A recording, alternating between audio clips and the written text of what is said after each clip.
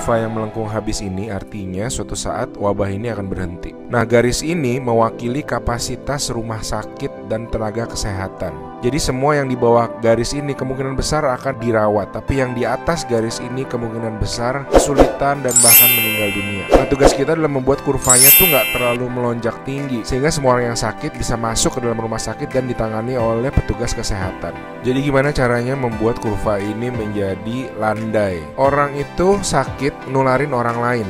Nah, orang yang sudah sembuh, tubuhnya jadi punya imunitas, sehingga kemungkinan dia tertular lagi itu kecil atau hampir nggak ada. Sehingga caranya sebuah wabah apapun itu dari zaman dulu berhenti adalah ketika cukup banyak orang kena virusnya, lalu menjadi imun sehingga virusnya nggak bisa punya orang untuk ditularin lagi. Nah, kenapa selama ini kita perlu banget namanya social distancing atau ngejauhin diri?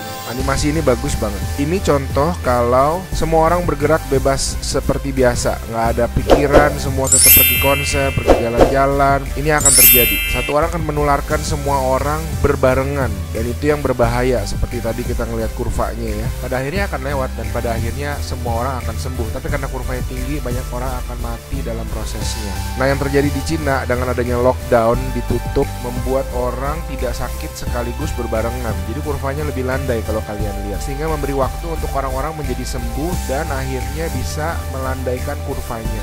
Nah, sekarang kita lihat kalau kita lakukan namanya social distancing, yaitu kalau nggak harus banget nggak usah pergi keluar, kalau nggak penting-penting banget nggak usah ketemu temen, nggak usah ada social function, semuanya ditunda dulu. Kita lihat apa yang terjadi.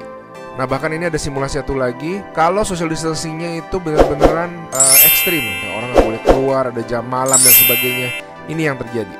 Kita lihat beda banget kan. Jadi ada orang yang akan tetap sakit, tapi mereka bisa masuk rumah sakit dan dirawat. Jadi teman-teman, please do your social distancing, stay at home, work from home, anywhere you can.